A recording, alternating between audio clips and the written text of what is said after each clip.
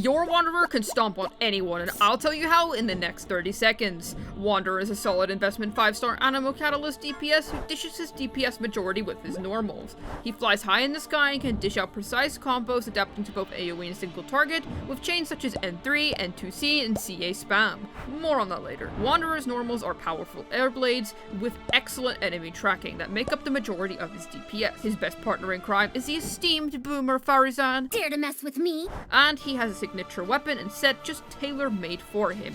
Yet, are they necessary? Hold it! Still more to go. Wanderer's most notable teams are Wanderer Hypercarry, Wanderer Sunfire, and 3 Nemo. More on that later. And most importantly of all, he drives a Honda. Just can't go wrong with a name like Honda. Does this mean your XX Cool Kid 23XX is the strongest edgelord on the block? Not quite yet, but today I'll be teaching you how to get there. My name is Juice, and that was the Fresh Squeeze. Now, let's get into it. So, Wanderer's tacos. Crunchy taco, a bacon club chalupa, and a medium drink. I mean talents. First off, his normals. They make up the majority of his DPS, but not as they are on their own. We'd still need the help of his skill for that.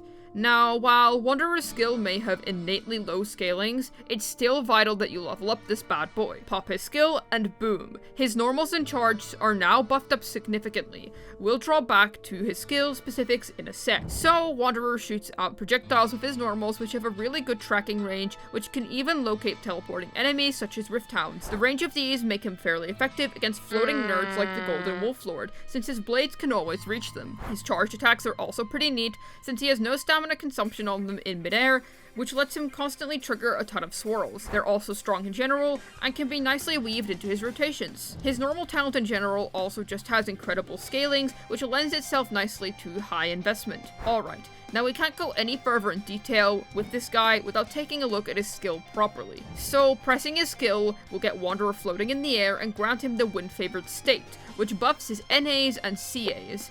These buffs only conclude when his flight concludes. He also gains something called, crispy points. Basically the little green stamina bar he obtains when gaining the wind-favored state. These points get consumed when dashing, increasing his flight speed, or when you want to fly higher with him. He has pretty poor interruption resistance, so his skill helps him by providing him a ton of interruption to resistance. This is because of the poise damage he gains. Basically, for a character to get staggered, an enemy would have to consume all of their poise damage. When Wanderer activates his skill, he gains a poise damage value of 100, which makes him far harder to interrupt when casting his normals. He's still pretty vulnerable to knockback though, and avoiding this requires either proper play or using a shielder. Also, note that Wanderer can't be frozen during his skill casting animation, so this can be used as an iframe. He can't plunge when flying, however he does have a high plunge and low plunge scaling, which are relevant to his flight mechanics. His wind-favored state lasts exactly 10 seconds if you stand still and go have a little tea break outside, but you're a Genshin player, so you don't go outside. Anyways, you can also move and strafe in any direction without consuming crispy points. He can also extend the duration of his crispy points by releasing a charge attack at the end of his skill's duration. There's also huge differences in how much horizontal distance you can get in Wanderer's skill form based on his flight mechanics. There's a few ways you can do this. Here, I'll tell you from worst to best. First off, spamming sprint. Not that effective, but it's still a nice, low skill level bonus that you can pull off. Holding sprint, however, is a little better. Then there's holding sprint, and then tapping sprint at the end. A pretty decent combo. Then there's just normal flight, which surprisingly is his second best option, but remember, you'll always be dodging around the place. Some strats may fit better in other scenarios, etc. And then the best. Tapping sprint at the end of his crispy points duration. He also gains more height in the air when you hold jump instead of tapping it, and you should release jump before he starts to eat his crispy points. You just can't go wrong with a name like Honda. For ascending. There's also some highly advanced techniques for all the epic gamers in the audience. Hold jump cancels, for example, or when you press jump early on Wanderer after activating his skill to minimize the amount of crispy points you consume when trying to gain height in the air. There's also immediate ascension, in which after Wanderer's elemental skill is activated, you can make him ascend immediately once his casting animation's done by spamming jump intensely. Just remember not to spam anymore once he begins his ascending animation, so you don't trigger the next jump too early. This way, you don't have to wait and perfectly time your first jump anymore, since there's a cooldown between each ascension. Then, the big boy. Hold cancel into hold jump. With his wind-favored extension, this lets Wanderer fly to the highest height possible without his A1, which we'll cover later, and gives you more control throughout his ascent. So hold jump until points start being eaten, hold jump again until only a few points are left, and then tap jump once more to extend his wind-favored state and gain more height. And then the technique which allows him to literally reach the sky. 3 holds cancels with wind-favored extension and hydro infusion. Hold jump and release it before his crispies are eaten, but if you accidentally consume 1 or 2, that's fine.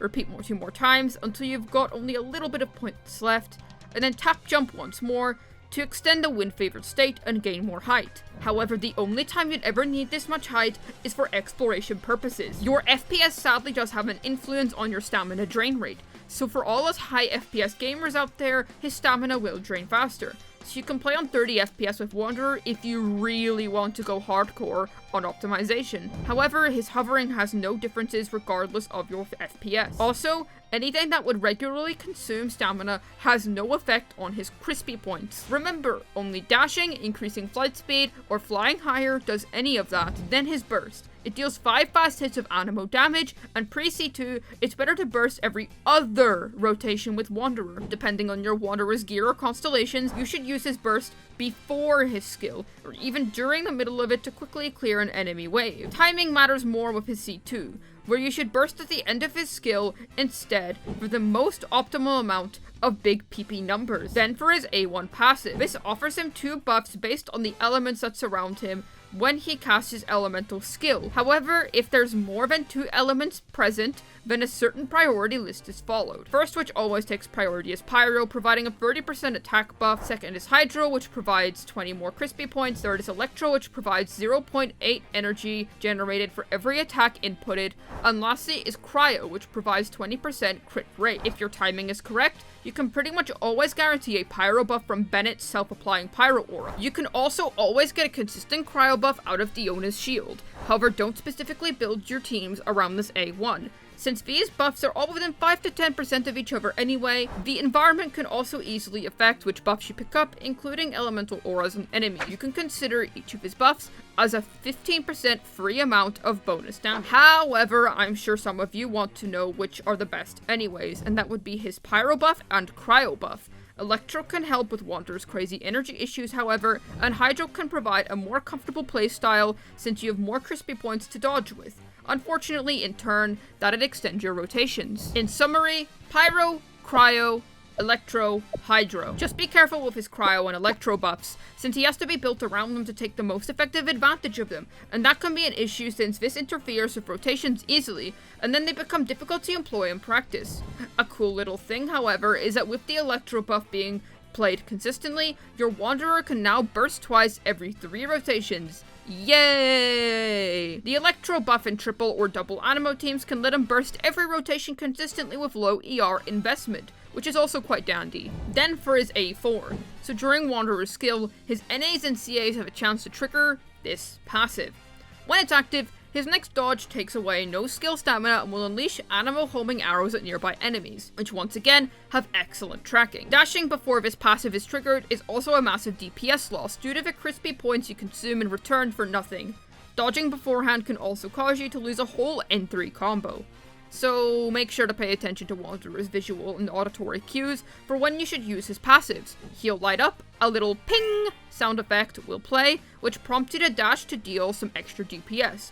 Also look out for glowing rings around his wrists, which are a pretty clear cue. This is a very useful A4 since it's Wanderer's main tool for repositioning. The bonus DPS is compensation for interrupting your NA strings to dodge, but note that once again, triggers can be badly affected by ping issues.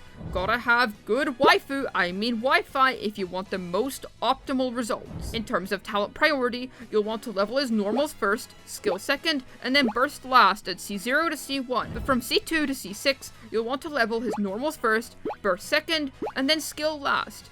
Now, unless you want Wanderer to bully you for your team losing the Super Bowl or whatever, I'm not a yeehaw American, or I'll turn you into a goddamn cauliflower. Then like and subscribe and leave a cool comment down below if you're enjoying the content. He'll even give you a free Domino's. And while you're eating that, why don't we optimize your Wanderer's gameplay? He has quite a few combos to execute, which can greatly enhance the amount of DPS he provides. First off, N3 spam. This is just you using his wind favored state continuously until the end of his wind favored duration. This is the way to go when using his signature or Solar Pearl, along with other buffs which apply to normals such as Yunjin's Burst. If you want to trigger additional swirls with him, then fire off a charged attack at the end of his N3 combo, but only do so if that's your exact intention with it, otherwise stick to N3s only. Then N2C spam, you use 2 normals and then weave in a charged afterwards until Wanderer descends. Pretty good if you're using weapons which buff both normals and chargeds, or neither. This is also good for double swirling if you're playing him as a driver. Then CA spam. You just spam his charges since they do consume no yellow stamina during the win favored state. This is the best combo if you're playing with Dodeco Tails, but you should remember to shoot off an NA every 5 to 6 seconds just to keep up the buff's uptime. His charges can also be cancelled into each other, which make this method more competitive with its other combo choices. You do this just by moving very slightly after each charge attack, similar to how it's done with Klee. However, these require super precise timings and no interruption. In terms of how you should rotate through his general gameplay, start by throwing out all your buffs from support such as Farizan, Bennett, etc. Then use Wanderer's Burst. Pop his skill, and if you're using his 4-piece best in slot, which we'll cover later on, use the charge attack. Then start attacking with normals and charges with the combos of your choice, depending on your gear and teams. And if you want to be more advanced, then dash every time his A4 can be procced to dodge or improve his. However, from C2 to C6, you want to use his burst at the end of his rotation instead of at the beginning of it. For some more precise knowledge on Wanderer's best combo inputs, here's some fantastic sheets courtesy of Addendum KQM on his most optimal NA spam, N2C spam, and CA spamming combos. These are all based on his standard combos. Wanderer seems to love his junk food, so it's only natural that he'd have huge energy issues. His skill generates 1 particle with a 2 particle generation ICD for start. At C0, there's pretty much no point in building ER on Wanderer. It's a DPS loss to invest in ER, and it's just more worthwhile to burst every other rotation with him when his burst is available. The 100% baseline suffices fine. If you're playing C0 Wanderer with 4-piece Shiminawas, then you'll want around 130 to 140% ER, and will then be bursting only once every 3 rotations. However, once you hit the grand mark of C2, building ER becomes much more valued. If you want to burst regularly, then 160 to 170% ER is reasonable. With C6 Farizan, this lowers down by 20 to 30%. Though 4-piece Shiminawas raises this by 20 to 30%. But know that if you're playing triple Animo teams, then his and Farizan's ER requirements are lower. Now let's take a look at Artifact, seeing as he is one himself. Here's a quick table just to see his best options at a glance, numbers courtesy of KQM. So his best in slot 4-piece Desert Pavilion is tailor-made for the guy. It's his obvious choice since it provides Wanderer with normal attack speed and a 40% damage bonus on all of his normals and charges, which make up the main meat of his DPS. You can also use a charged either instantly before or after entering his win favorite state. Either way, his field time will remain the same. However, the differences between this set and his second best option aren't actually all that big, only being within 6% of each other. And that would be 4-piece Shiminawa's Reminiscence. It's his most resin efficient choice if you're willing to accept its comfortability caveats. When using this set, you'll want to burst at the end of Wanderer's rotations to ensure he has the energy for the 4-piece buff. However, Shiminawa's requires you to build a lot more ER to be sustainable, though removes the need to do a charge attack at the start of his skill duration. This set also limits him to only being able to burst once every 3 rotations. So yes, strong, but not that comfortable. Then there's 4-piece Echoes, and this is where we start to really downgrade percent. There's just too many issues of Echoes to set for it to be truly valuable, and Wanderer himself already has built-in ping issues. This set isn't helping that case. Wanderer can also have quite a bit of distance between himself and his enemies, which is another struggle in trying to apply this set. This set still manages to sit at 87% despite all of these caveats, though know that at C6 this set becomes a much bigger deal for Wanderer thanks to the added NA on each of his attack inputs. 2-piece attack percent and 2-piece animal percent is a solid mix and match choice for those who can't afford to farm his special set, or those who have Gigachat substats on this set. Otherwise, yeah, it's just what you'd expect, a standard placeholder. 2-piece attack percent, 2-piece attack percent is just not that good, since Wanderer already gains a ton of external attack buffs like with Bennett or his A1 Pyro buff. Even if you don't have set issues, this combo just doesn't provide enough for Wanderer for it to be a useful option. Then 4-piece VV. This is indeed the standard set for most Animo units, but this set just has garbage personal DPS on Wanderer. Sure, you can use it on him if you're having him drive a team, but there's honestly just other units who could do it just fine. Look at Sucrose over here. Honestly, he could just throw his hat at people as a boomerang and it'd probably work fine, but whatever, he wants to opt for books instead. What a nerd. But hey, here's a quick weapon sheet before we go in detail about his best options. Numbers are courtesy of KQM.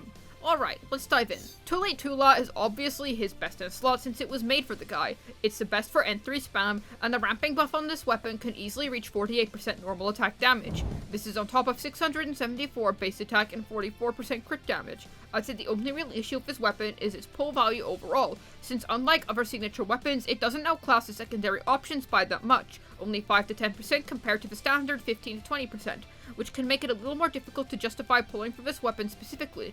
Also, the more charge attacks you weave into your rotations, the less impressive it gets. Yes! Memory of Dust actually has a user! Finally, it was gathering so much dust! This is his second best in slot in teams, especially with Bennett due to its ramping attack buff. If you want to maximize this weapon's potential, then play him with a shielder, since then this is literally only 4% behind his signature in strength. Otherwise, without a shielder, it'll just be tied to his third best option, which we'll move on to right now. Skyward Atlas is the best standard weapon for non-Bennett Wanderer teams, but if Bennett is in the team, then use Lost Prayer instead. Pretty basic stuff, but just amazing stat sticks. However, with Lost Prayer, burst at the end of Wanderer's skill duration or crispy consumption for more optimal results. Wanderer can also use some of the slow ramping damage percent buff, and he can easily get 2 stacks. The crit rate is also pretty solid. R5 Widsif has a pretty average buff overall, but it's still not a bad choice for him. The EM buff is also pretty useless for him since he doesn't scale off it at all, but he can trigger swirls pretty frequently if you're into that. A great weapon for everyone who loves chamber resetting. R5 Dodoko Tails. Now I know literally only retired dinosaurs own this weapon, but you Bag of Bones should know it's a pretty good choice on him. Now how many normals and charges do you do depends on your gear and attack speed, but generally you'll want to use the CA spam combo while weaving an NA once every 5 to 6 seconds to provide buffs to your charges. Kagura's Verity without any buffs is already still a really solid option just due to the high base attack and stat sticks. A solid choice on Wanderer, not really much more to say. R5 Solar Pearl is pretty pricey considering that's worth 5 battle passes. I don't want it to be competitive with R1 Widsif, but every Widsif refinement leaves Solar Pearl in the dust more and more. But it's definitely consistent with its passive, and the crit stat stick makes Wanderer easier to build compared to other attack-based options. Blackcliff Agate is the strongest strictly free-to-play option that Wanderer can play with, and that's just assuming it's a crit stat stick. It could actually fare nicely over some of the other options as well, but that's just only if you're able to get kills in. Wanderer excels the most in single target scenarios where the passive for this weapon is Void, otherwise not a bad choice if you really have nothing else, but if you're afraid to play, in my opinion, just pull for a Widsif when you see one, it's more worth your time. R5 Frostbearer and Mappa Mare on the other hand are dirt cheap options of little to no excellent benefit upon Wanderer, but just there if you literally cannot acquire anything better for him. Frostbearer can be a little better than Mappa Mare if you aren't using Bennett and if you're able to consistently have cryo applied upon enemies for the enhanced damage instances. Otherwise, they're on the same level. Right, so he's looking slick with a Honda 2017 quality build. In Scaramouche language, that's the best gear you can have, since you can never go wrong with it. But now he needs some fellow teammates to wreak havoc with, and that's what I'll tell you now. First off, we can't talk Wanderer or Animo DPS in general without bringing up the old hag. She buffs Animo damage, but her C6 is where the cake really lies. She's able to shred Animo resistance by 30%, a rare ability which only C4 Jean, C2 to 6 Best Girl, C6 Animo Traveler, and Zhongli are able to share. She can also carry 4-piece Noblesse or C6, 4-piece Tenacity to continue buffing Wanderer, easily making Paruzan Wanderer's uncontested best support. Her burst is pretty hard to maintain pre-C4 however, and you're pretty much required to use Favonius weapons to keep her going. Bennett is another strong contender for one of Wanderer's best teammates. He barely takes up any field time, provides a great flat attack boost, heals, can trigger Wanderer's A1 buff, and can hold 4-piece Noblesse. Literally the only negative with him is that many other non-Dendro teams want him as well. This already forms the core for the most common kind of Wanderer team, which is Wanderer Hypercarry. This is a core of Wanderer, Faruzan, and Bennett, with the last slot depending on the content and your gear. If you need a shielder for any purposes, then Zhongli, Toma, Diona, and Layla are perfectly fine. If you only want some interruption resistance, then use Shengqiu.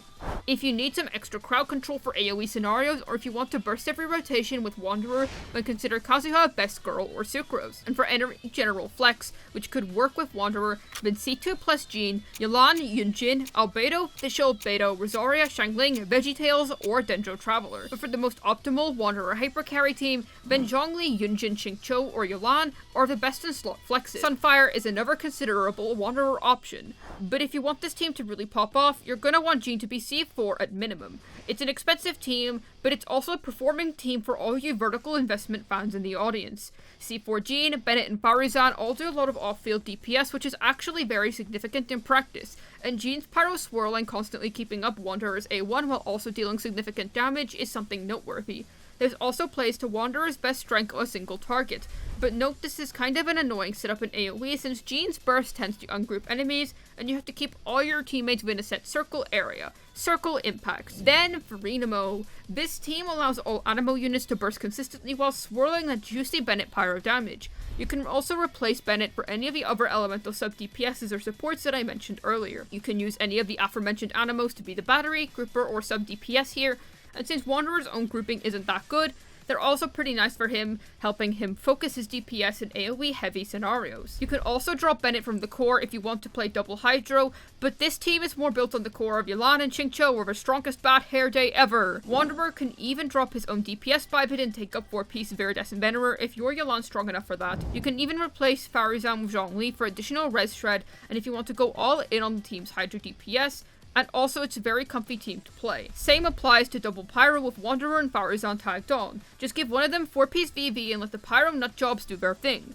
Wanderer's personal DPS also thrives more in this team, which is nice, and he gets his A1 passive triggered very consistently. You can also play Electro Charged if you accidentally are stuck in 2022 somehow, and you'd completely change Wanderer's conventional build to be an EM1 with him as a 4-piece VV driver. Just, if you want to do this, can you please just play Sucrose? Hyperbloom's also an option. Just shove Wanderer with any Dendro, Electro, and Hydro unit, and he'll do fine. But this isn't really what Wanderer was made to do. They mostly just rely on the continuous reaction damage triggered by the billions of swirls that Wanderer can trigger. I'd say just use Sucrose here again, since he's not that bad a replacement for her here, but in AoE he really falls off in this team. Why are you using a 5-star Animo DPS to replace a 4-star anyway? But the option still stands. Now, let's take your Wanderer to the next level. This will give Wanderer an extra 10% amount of NA and CA speed, and also increases A4 multiplier from 140% to 240%.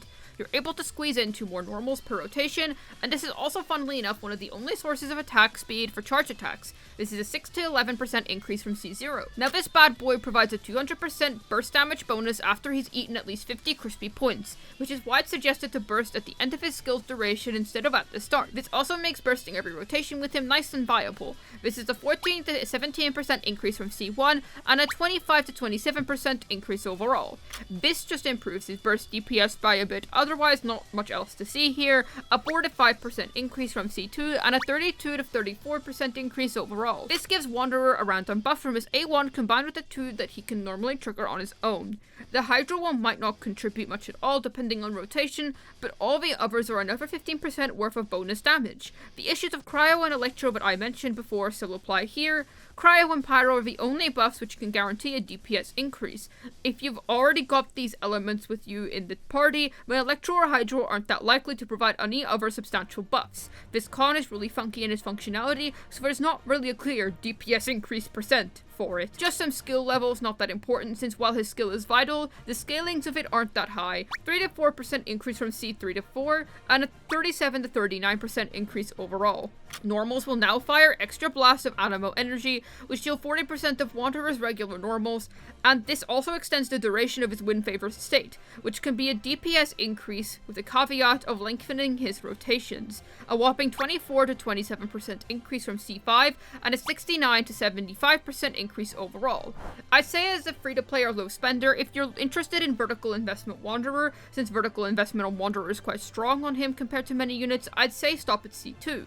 Your upgrade order for vertical investment should be to get C6 Farizan, the most important investment you can make for your Wanderer, which will net you some Wanderer cons on the way. But if you get C6 Farizan before then, go for his signature weapon and burst, and then continue chasing after cons until C2. And then if you want to go even further, get his C6 first, and then get his weapon R5, but I wouldn't say those are necessary by any means.